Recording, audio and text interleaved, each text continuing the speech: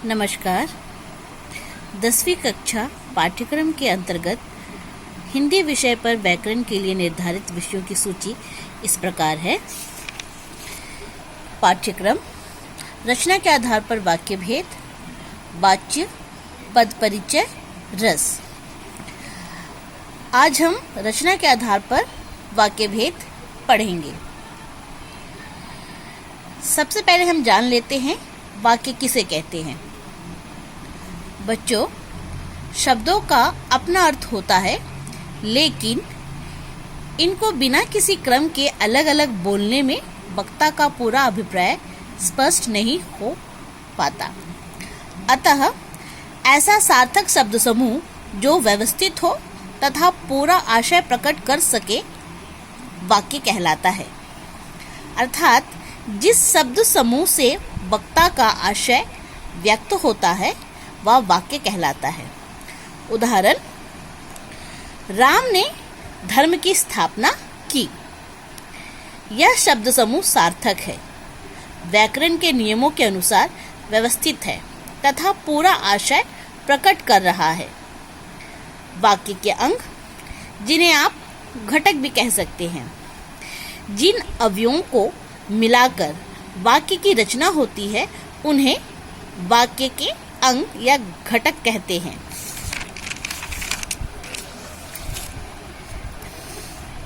वाक्य के मूल एवं अनिवार्य अंग है कर्ता एवं क्रिया। इनके बिना वाक्य की रचना संभव नहीं है। जैसे गीता गाएगी, सोहन नाचेगा। गीता सोहन इस वाक्य में कर्ता है और गाएगी नाचेगा क्रिया। इनके अतिरिक्त वाक्य के अन्य घटक भी होते हैं, जैसे विशेषण, क्रिया विशेषण। ये घटक ऐच्छिक घटक कहलाते हैं। वाक्य के दो पक्ष, कर्ता और क्रिया पक्ष के अनुसार वाक्य के दो पक्ष होते हैं। पहला, उद्देश्य। वाक्य में जिसके बारे में कुछ कहा गया हो उसे उद्देश्य कहते हैं। दूसरा, विधेय। उद्देश्य के विषय में जो कुछ कहा जाए उसे विधेय कहते हैं। जैसे वीर हनुमान ने लंका में आग लगा दी। इस वाक्य में हनुमान कर्ता है और आग लगाना क्रिया। इस दृष्टि से वीर हनुमान ने यह अंश उद्देश्य कहलाएगा। लंका में आग लगा दी विधेय कहलाएगा। हनुमान जो कि कर्ता है उद्देश्य कहलाएगा। आग लगाना क्रिया है जो विधेय कहलाएगा। इसके अतिरिक्त वीर ये उद्देश्य का विस्तार कहलाएगा और लंका में ये विधेय का विस्तार कहलाएगा।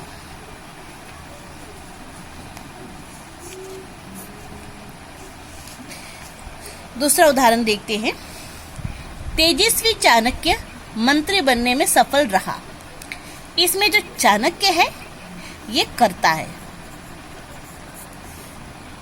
और सफल रहा ये क्रिया। इस दृष्टि से चाणक्य उद्देश्य, सफल रहा विधेय। तेजस्वी विस्तार, उद्देश्य का विस्तार, और मंत्री बनने में ये विधेय का विस्तार। विस्तार अर्थात उद्देश्य के बारे में क्या विस्तार दिया गया है, विधेय के बारे में क्या विस्तार दिया गया है। चलिए वाक्य भेद देखते हैं। वाक्य के भेद दो आधार पर होते हैं, अर्थ के आधार पर और रचना के आधार पर। अर्थ के आधार पर हम कक्षा 9th में इनका अध्ययन कर चुके हैं। कक्षा 10वीं में हम रचना के आधार पर इस विषय का अध्ययन करेंगे। रचना के आधार पर वाक्य के 3 भेद होते हैं: सरल वाक्य, संयुक्त वाक्य और मिश्रित वाक्य। तो चलिए सबसे पहले सरल वाक्य देखते हैं। सरल वाक्य, जिसे आप सिंपल सेंटेंस भी कह सकते हैं, इस प्रकार के वाक्य में एक ही क्रिया होती है। सरल वाक्य में कर्ता एक से अधिक हो सकते हैं, पर विधेय एक ही होता है। जैसे बच्चे मैदान में खेल रहे हैं। यहाँ पर बच्चे कर्ता है और खेलना विधेय। इस दृष्टि से यहाँ पे बच्चा भी कर्ता एक है और क्रिया भी एक है। दूसरा देखते हैं, मोहन राम मैदान में खेल रहे हैं। मोहन और राम मैदान में खेल रहे हैं। यहाँ पर कर्ता 2 है, मोहन और राम, लेकिन क्रिया एक ही है।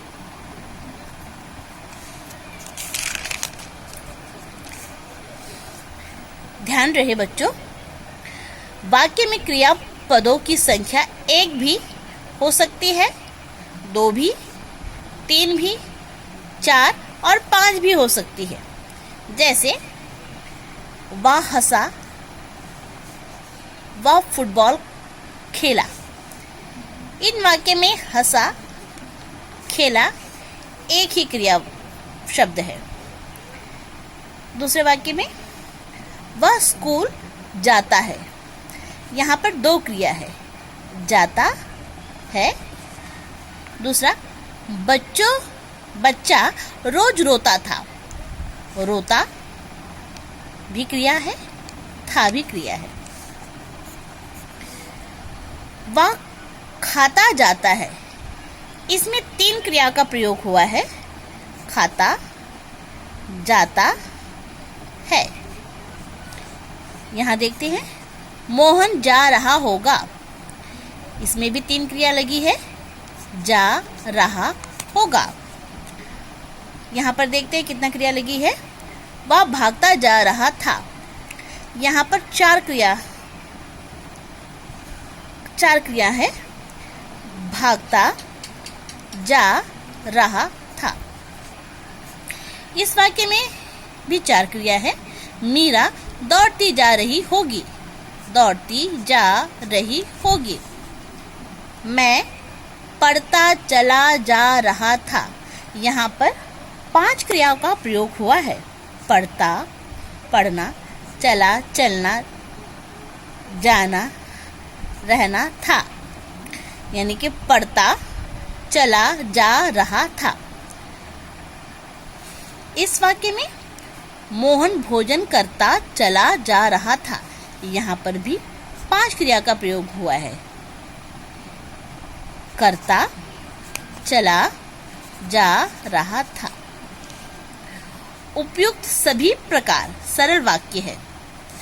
कारण यह है कि इनमें एक ही मुख्य क्रिया है। मुख्य क्रिया के अतिरिक्त जो अन्य पद सहायक बनते हैं उन्हें सहायक क्रिया कहते हैं। मुख्य क्रिया की पहचान बच्चों, मुख्य क्रिया की पहचान यह है कि उससे वाक्य समाप्त होता है तथा अर्थ को पूर्णता मिलती है। उदाहरण देखते हैं, जैसे मोहन गाकर, हंसकर, रीझकर और मुस्कुराकर सबका दिल जीत लेता है। यहाँ पर गाकर, हंसकर, रीझकर, मुस्कुराकर ये सभी क्रिया शब्द है, लेकिन ये क्रिया शब्द ऐच्छिक अंग है। जीत लेता है यह मुख्य क्रिया है। इस प्रकार से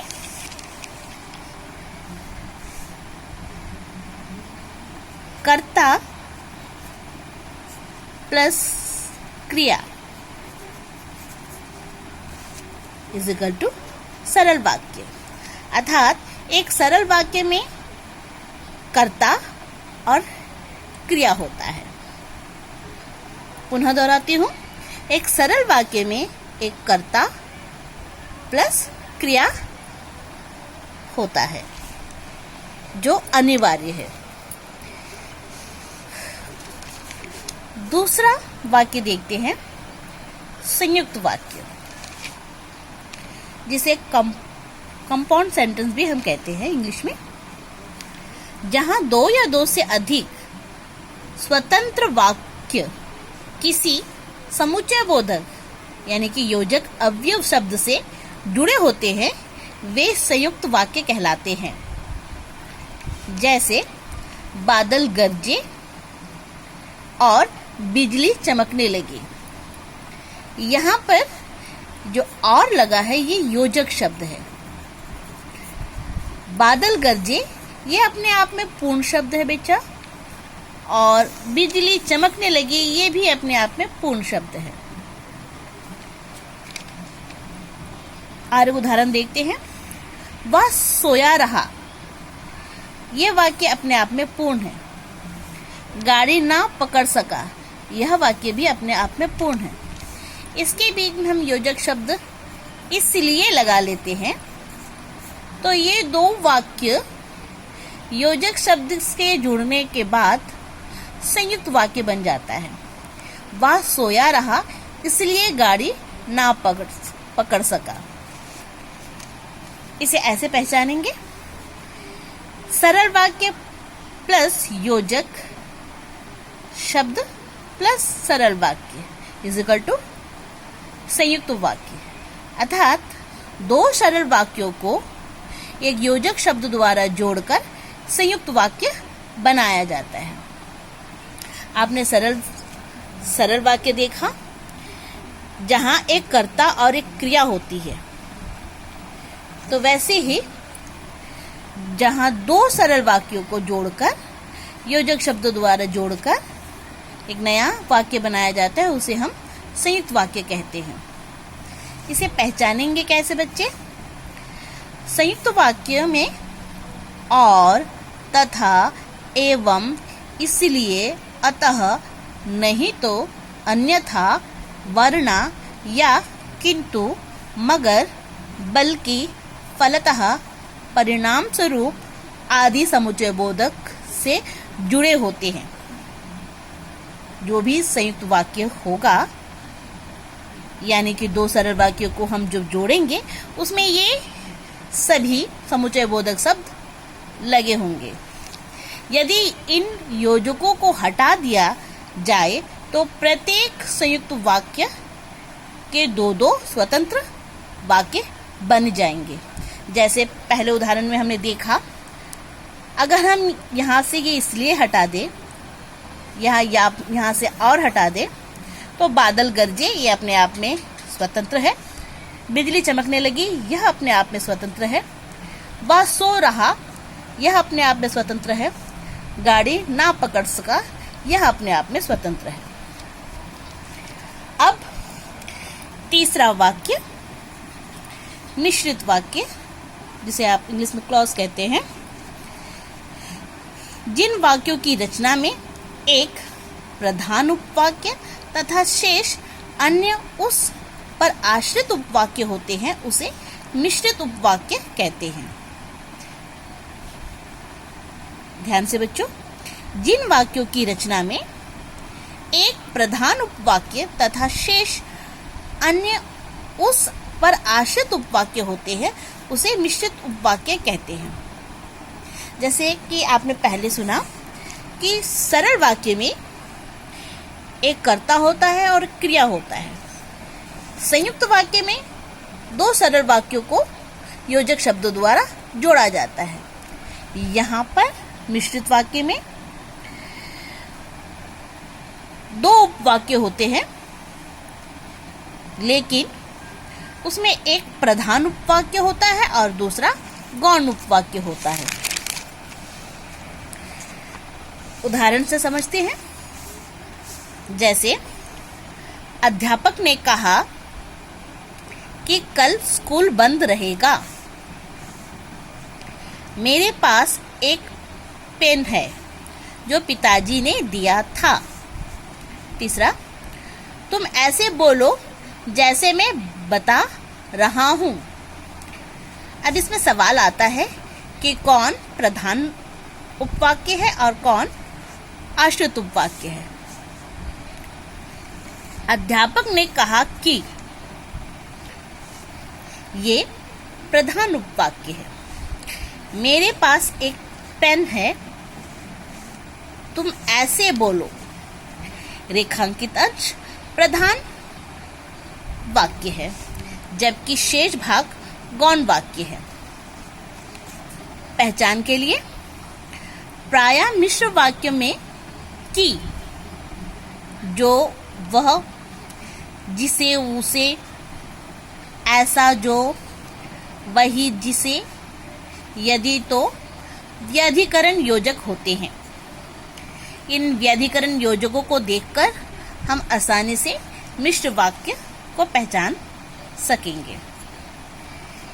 जैसा कि मैंने बताया कि मिश्र वाक्य में एक प्रधान उपवाक्य और दूसरा आश्रित उपवाक्य होता है। तो इस हिसाब से आश्रित उपवाक्य के भेद हम देखते हैं। मिश्र वाक्य में प्रयुक्त होने वाले गौण उपवाक्य 3 प्रकार के होते हैं, यानी कि आश्रित उपवाक्य के 3 प्रकार हैं। पहला प्रकार है संज्ञा उपवाक्य। जो उपवाक्य प्रधान वाक्य की किसी संज्ञा या संज्ञा पदबंध के स्थान पर प्रयुक्त हुआ है, उसे संज्ञा उपवाक्य कहते हैं। ध्यान से सुनिए। जो उपवाक्य प्रधान वाक्य की किसी संज्ञा या संज्ञा पदबंध के स्थान पर प्रयुक्त हुआ है, उसे संज्ञा उपवाक्य कहते हैं। जैसे, राम ने कहा कि हम लड़ाई नहीं चाहते। राम ने कहा कि हम लड़ाई नहीं चाहते। यहाँ पर राम ने कहा, ये प्रधान उपवाक्य है। हम लड़ाई नहीं चाहते। यहाँ पर हम लड़ाई नहीं चाहते उपवाक्य राम ने कहा उपवाक्य के कर्म के रूप में प्रयुक्त हुआ है। बच्चों ध्यान दें, कर्म के रूप में प्रयुक्त हुआ है, अतः यह संज्ञा उपवाक्य है।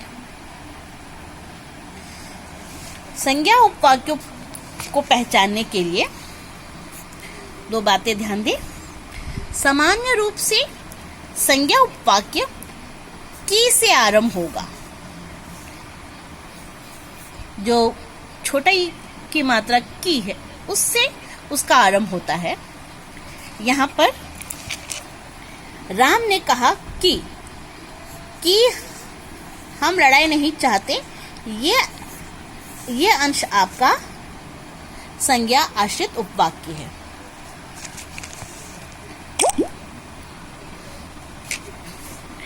यदि संज्ञा उपवाक्य वाक्य के आरंभ में आते हैं तो इनके साथ की का प्रयोग नहीं होता है। जैसे,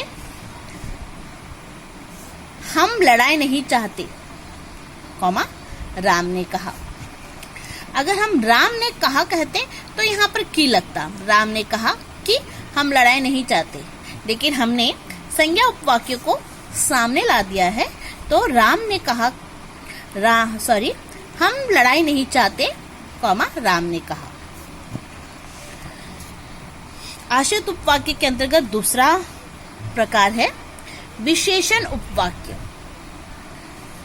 जो आश्रित उपवाक्य प्रधान उपवाक्य की किसी संज्ञा या सर्वनाम की विशेषता बताता है। जैसे कि नाम से ही विदित है, विशेषण जो संज्ञा या सर्वनाम की विशेषता बताए, उसे हम विशेषण उपवाक्य कहते हैं। उदाहरण देखते हैं। यह वही आदमी है जिसने कल चोरी की थी। यह वही छात्र है जो मुझसे पढ़ा था। जो मेहनत करता है उसे अवश्य सफलता मिलती है। इसमें विशेषण उपवाक्य यह वही आदमी है, इसकी विशेषता है जिसने कल चोरी की थी। यह वही छात्र है, इसकी विशेषता है जो मुझसे पढ़ा था। उसे अवश्य सफलता मिलती है, इसकी विशेषता है जो मेहनत करता है। विशेषण उपवाक्य पहचानने का आसान तरीका यह है। विशेषण उपवाक्य का आरंभ जो, जिसने, जिसे, जिससे, जिनको, जिनके लिए आदि से होता है। अंत। तीसरा नंबर, क्रिया विशेषण उपवाक्य। जिस आश्रित उपवाक्य से प्रधान उपवाक्य की क्रिया की विशेषता पता चलती है उसे क्रिया विशेषण उपवाक्य कहते हैं। इसमें मुख्य क्रिया की विशेषता का पता चलता है। जिन शब्दों से मुख्य क्रिया की विशेषता के बारे में पता चलता है उसे हम क्रिया विशेषण उपवाक्य कहेंगे। जैसे, जब तुम मुझसे मिले थे तब मैं छोटा था।